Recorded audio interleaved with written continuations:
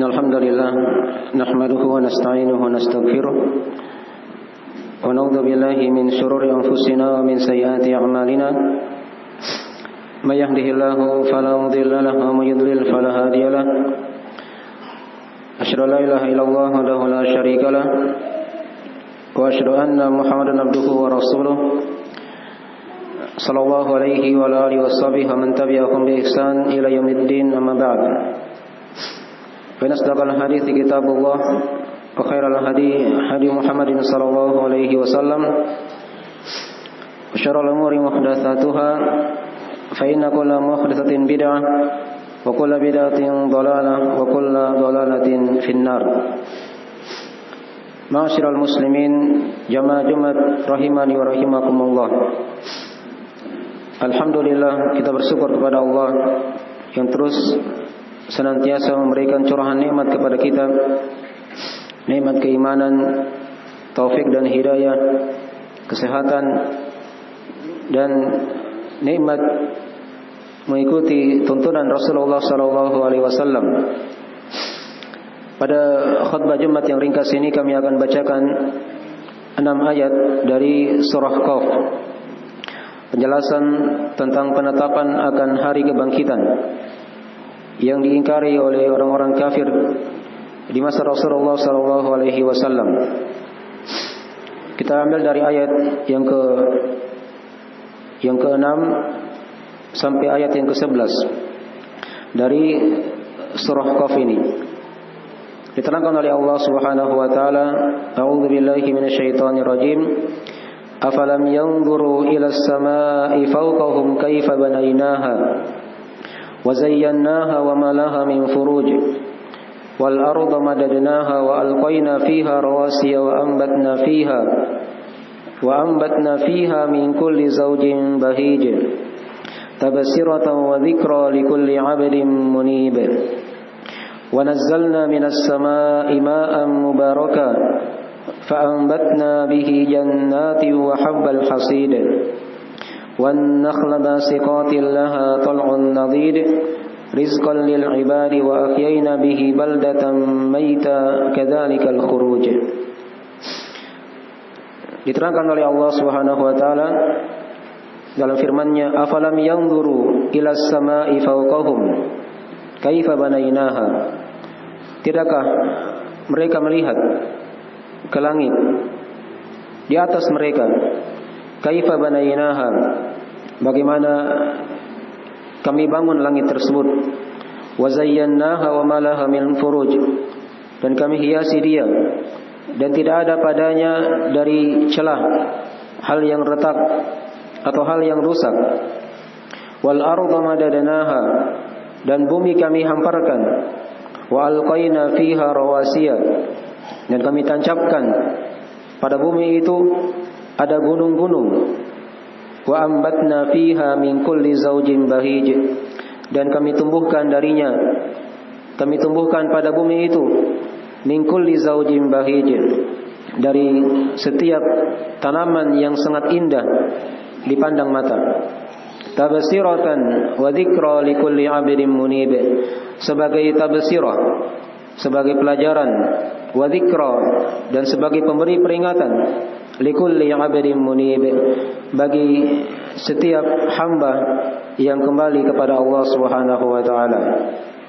Wa nazzalna minas samaa'i maa'an mubaraka, dan kami turunkan dari langit air yang diberkahi, yang sangat banyak kebaikannya. Fa ambatna bihi jannati wa habbal hasid, lalu kami tumbuhkan dengannya kebun-kebun dan tumbuhan-tumbuhan yang siap dipanen. Wan nakhla basiqatil laha tal'un nadid, dan korma yang dicipta oleh Allah dalam keadaan sangat tinggi pohonnya. Laha tal'un nadid, dan dia mempunyai pucuk atau mayang yang bersusun-susun, bertingkat-tingkat. Rizqan lil ibadi wa ahyayna bihi baldatan maita kadzalikal khuruj, sebagai rezeki untuk hamba-hambaku, kata Allah,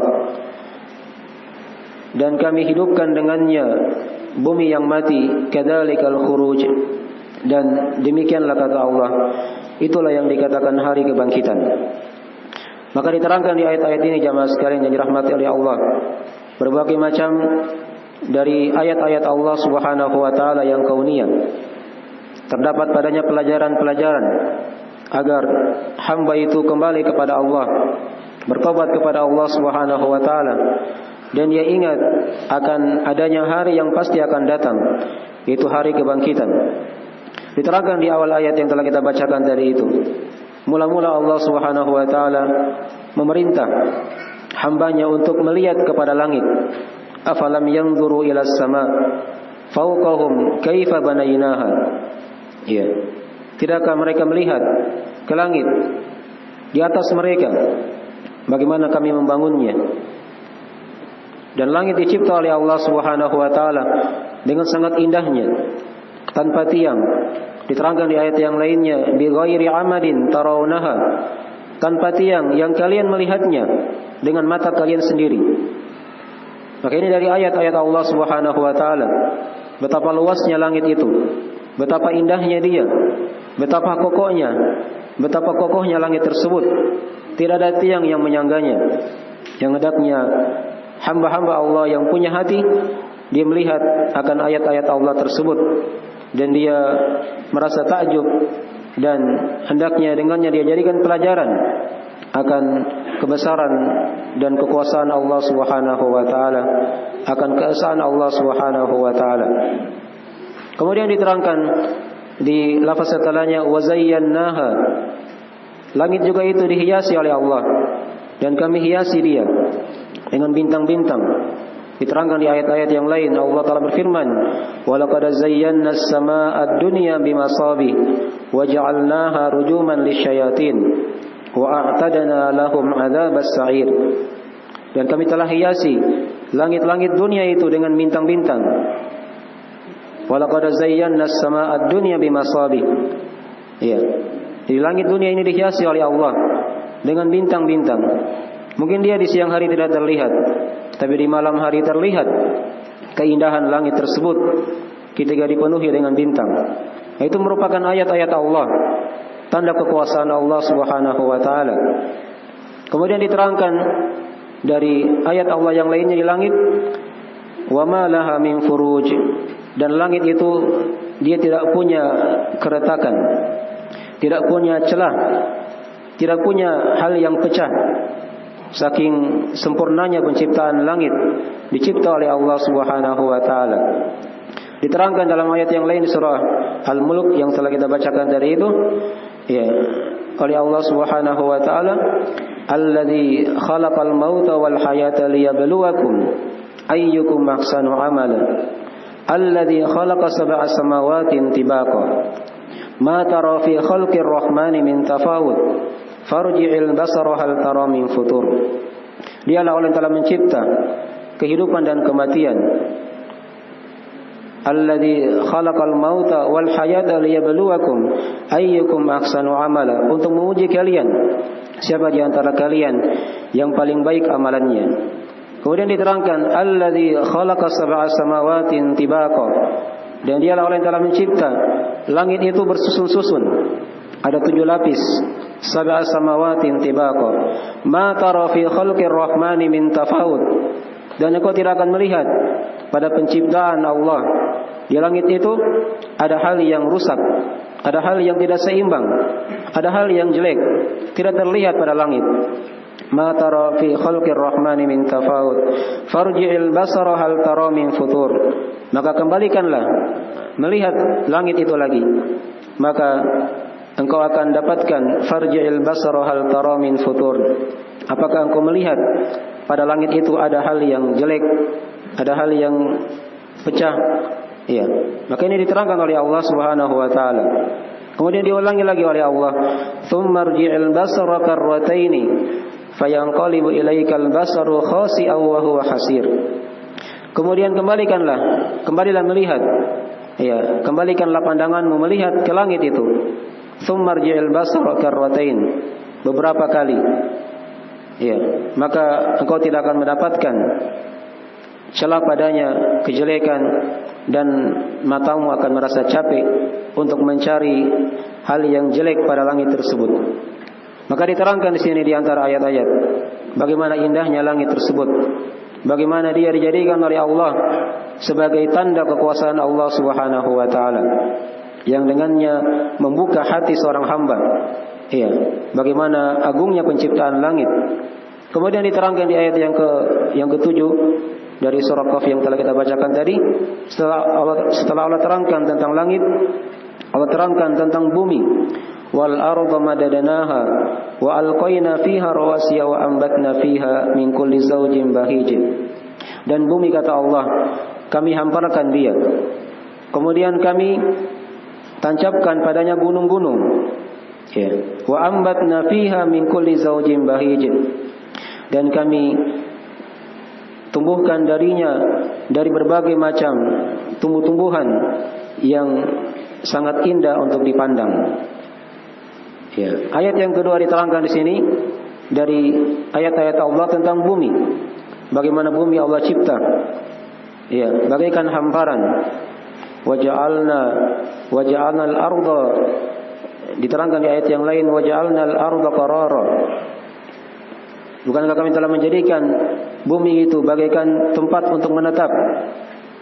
Diterangkan di ayat yang lain bagaikan hamparan. Maka ini dari bumi Allah Subhanahu wa taala yang dihamparkan untuk makhluknya. Wa alqaina fiha, ditambah lagi agar bumi itu semakin kuat dan semakin kokoh, maka dia ditancapkan dengannya gunung-gunung, dijaga oleh Allah Subhanahu wa taala. Dan ini diterangkan dalam ayat-ayat yang lain, adanya gunung sebagai pasak untuk bumi itu agar dia tidak bergoyang, agar dia tidak bergoncang, agar dia tidak bergoncang ketika ada hentakan-hentakan dari luar. Maka gunung dijadikan oleh Allah sebagai tanda kekuasaan Allah Subhanahu wa taala.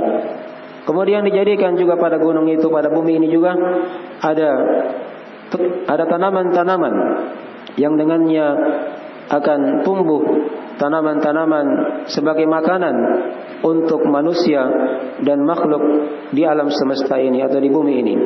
Wa ambatna fiha min kulli zawjin bahij, dan kami tumbuhkan dari bumi ini padanya ada berbagai macam tanaman dari makanan pertanian yang siap untuk dipanen, Maka diperhatikan di sini jamaah sekalian yang dirahmati oleh Allah Subhanahu wa taala. Allah jadikan langit dan bumi sebagai ayat-ayat agar kita bisa kembali kepada Allah Subhanahu wa taala. Oleh karena itu diterangkan di ayat setelahnya oleh Allah Subhanahu wa taala, tabsiratan wa dzikra likulli 'abdin munib, sebagai pemberi kabar gembira, sebagai pelajaran dan peringatan untuk setiap hamba yang ingin kembali kepada Allah Subhanahu wa taala. Jadi ketika dia perhatikan langit dan bumi, bagaimana dari keagungan penciptaan langit dan bumi itu dicipta oleh Allah Subhanahu wa taala dengan sangat indahnya, tidak ada kekurangan padanya, maka hendaknya ini bisa menjadi pelajaran, menjadi peringatan kepada hamba-hamba Allah Subhanahu wa taala yang ingin kembali kepada Allah, bertobat kepada Allah Subhanahu wa taala. Dan ini diterangkan di ayat-ayat yang lainnya. Berbagai macam ayat Allah gabungkan antara penciptaan langit dan bumi dalam ayat-ayat Al-Qur'anul Karim agar kita menjadikan pelajaran. Afala yanzuru ila as-sama'i kaifa rufi'at wa ila al-ardi kaifa sutihat.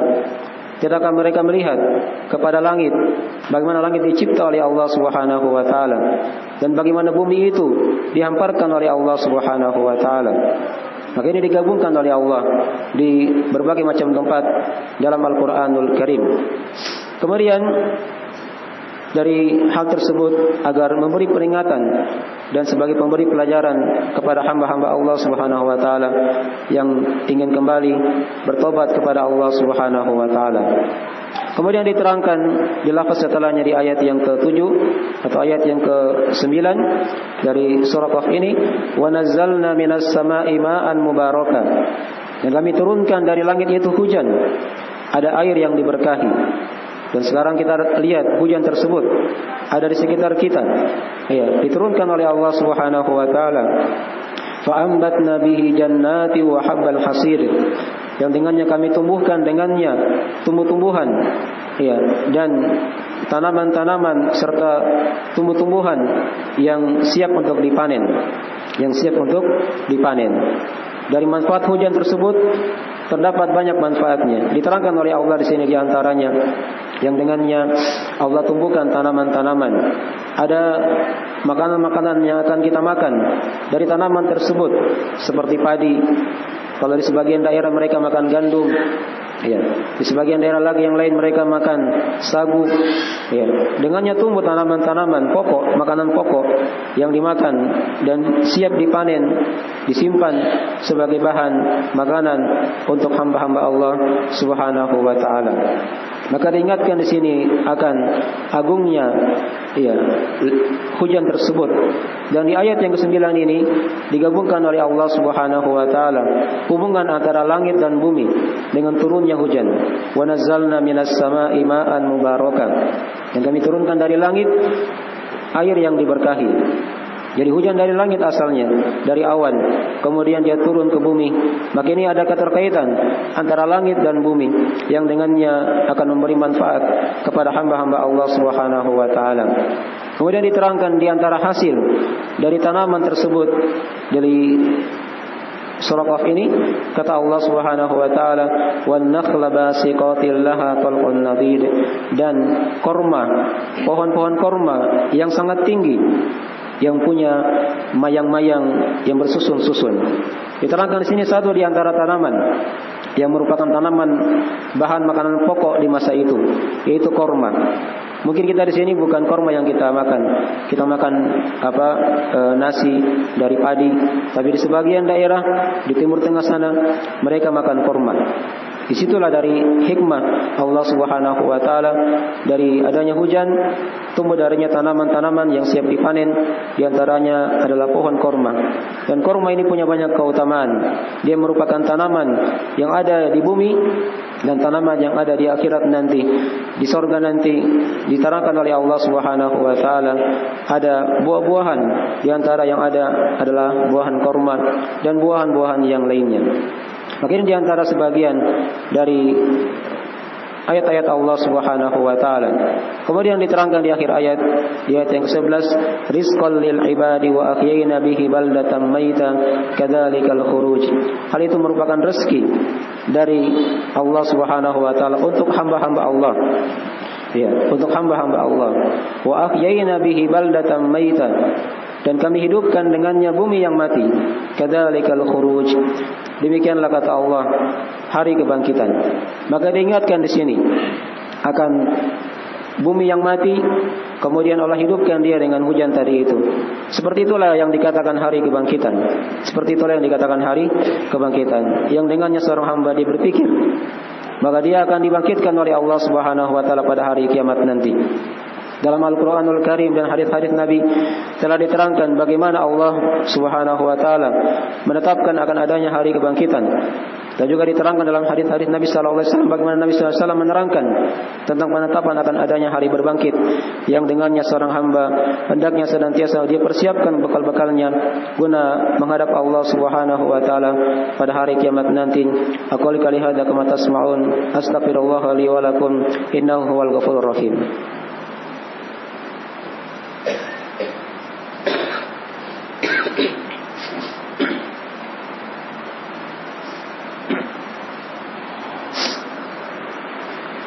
Innal hamdalillah nahmaduhu wa nasta'inuhu wa nastaghfiruhu wa natubu ilaih. Asyhadu an la ilaha illallah wahdahu la syarika lah wa asyhadu anna Muhammadan abduhu wa rasuluh sallallahu alaihi wa ala alihi washabihi wa man tabi'ahum bi ihsan ila yaumiddin, amma ba'd. Ma'asyiral muslimin jamaah Jumat rahimani wa rahimakumullah. Pada khutbah yang kedua ini kami akan bacakan sebagian dari metode Al-Quranul Karim dalam menetapkan hari kebangkitan. Jadi tadi sudah diterangkan di surah Qaf. Di antara metode Al-Quran, Allah ingatkan kita akan bumi yang mati. Bumi yang besar ini bisa dihidupkan oleh Allah Subhanahu wa taala, padahal dia lebih besar daripada manusia. Maka manusia yang kecil itu lebih mudah lagi dihidupkan oleh Allah Subhanahu wa taala. penciptaan langit dan bumi lebih besar daripada penciptaan manusia. La khalqus samawati wal ardi akbaru min khalqin nas. Sungguh penciptaan langit dan bumi itu lebih besar daripada penciptaan manusia. Maka diingatkan oleh Allah Subhanahu wa taala, kadzalika yuhyil arda ba'da mautiha. Demikianlah kata Allah, kami hidupkan bumi setelah matinya dia. Maka bumi yang mati yang besar ini bisa dihidupkan oleh Allah dengan mudah. Apalagi manusia yang kecil. Makanya lebih mudah lagi untuk Allah Subhanahu wa taala untuk membangkitkannya. Kemudian di antara metode yang lain lagi yang diterangkan dalam Al-Qur'anul Karim, bagaimana Allah Subhanahu wa taala menetapkan hari berbangkit, kadang diterangkan dengan lafaz yang jelas oleh Allah Subhanahu wa taala. Qul bala wa rabbi la tub'atsunna tsumma latunabba'unna bima 'amiltum. Katakanlah wahai Muhammad, bahkan demi Rabbku, kalian akan dibangkitkan dan akan diberitakan apa yang kalian amalkan. Kemudian diterangkan di metode yang lain lagi oleh Allah Subhanahu wa taala. Kadang kita diingatkan oleh Allah dengan penciptaan manusia, dengan penciptaan manusia. Diterangkan oleh Allah Subhanahu wa taala, khalaqal insana falyanzuril insanu mimma khuliq. Hendaknya manusia melihat dari mana dia dicipta. Khuliqa mimma indafiq.